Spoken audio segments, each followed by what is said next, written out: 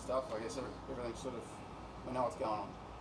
Yeah, it's good to have clarity. You know, it's nice to be supported. But like I've been saying, we've had a really clear vision of what we need to do, and it's definitely a rebuilding phase. It's going to take time, and that's the unfortunate thing for fans and members. Obviously, you know, the position we're in on the ladder is not ideal, and it's not an enjoyable place to be. What I can say is, you know, everyone inside our four walls is working really, really hard, and I don't feel that we're too far away from getting that result. January transfer window, exciting times. What can you tell us? Yeah, look, obviously, you know, it's very clear that we need to make some additions. But obviously we have, you know, there are some limitations around our resources and what we can and can't do. And, you know, like our CEO said, we're not going to be emotional in this and look too short term. We have to remain long term, and long term is, you know, building up the future players of this club. Your Lucas Harringtons, your Quinn McNichols, you know, your Jacob Brissett's, these younger players, your Thomas Waddinghams, Keegan Yelicich's. We have to build around the core group of younger players. We have to get them to the level quickly, because obviously, you know, there's a big step from where they've been to where they are right now. And then we also have to improve the core group. And obviously, you know, a player like Henry Hall coming back in, he was, you know, our best, if not one of our best last year. He's a big addition already. And we'll probably look to make one or two more changes if we can. But the big window obviously is in the off-season next year, and that's the one we want to work towards, where we probably have a little bit more room to make changes. Must be pleased, like, talk about the young blokes. Some of them are just ducks to water. Yeah, well, look, I'd like to think that, you know, our environment and our processes give them, you know, a clear picture, and, you know, we've identified, you know, what I think to be some of the brightest young talents in Australian football. We've got the Joey's captain, we've got Lucas Harrington there at centre-back, Jacob Brissett's, you know, been a real revelation. But all three of those players still have massive areas to improve. Their ceilings are, you know, are limitless, to be honest. And we just want to create the right environment and the right platform for them to grow. And along the way, we also want to teach them how to win. And, you know, we don't hide behind that. It's not just about development. It's also about trying to get results. I feel like the last 2 weeks, disappointing for those players, for the younger ones, to be honest, because they've actually performed really, really well. And we've probably done enough in both games to get the result. Unfortunately for us, finishing's let us down. We've missed, you know, 5 or 6 massive chances at 0-0 in the last 2 weeks.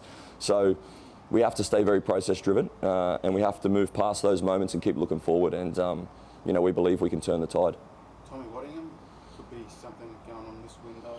Do you have any answers for Yeah, look, there's a lot going on with Tommy. There has been for a while now, and rightfully so, because, you know, like I've kind of preached, he's a fantastic talent, and leading the line for an A-League team at 19 years old, so no mean feat. It's not an easy task. So there's been some new contact to the club from some pretty big football clubs, but those talks are still in the initial phases, so we'll just have to wait and see.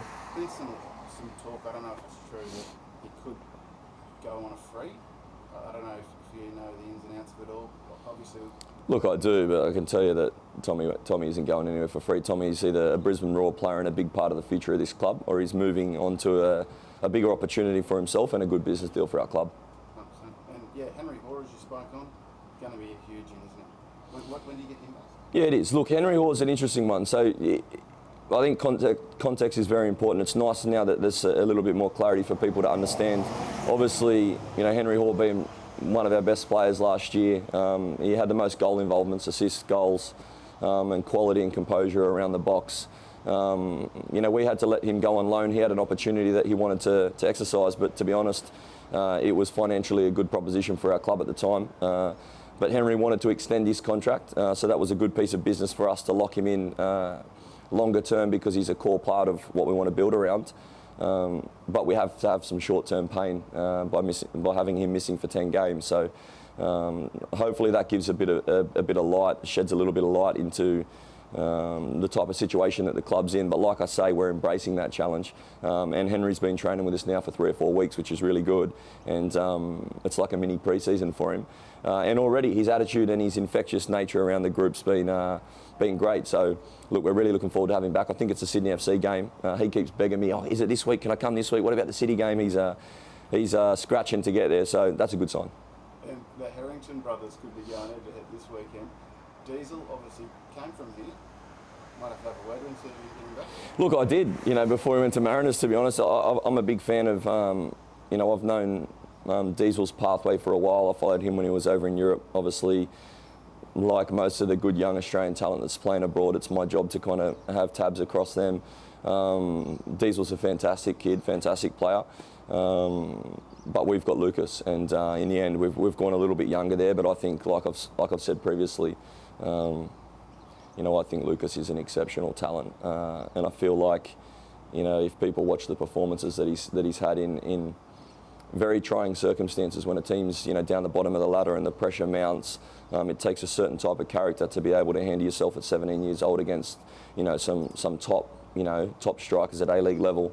I feel like he's done a really good job. Still some areas he can improve. You can see some moments there where he might lose concentration, or he might probably not have the experience to fall back on in certain moments. But yeah, his technical and tactical development's coming a long way, and still a way to go.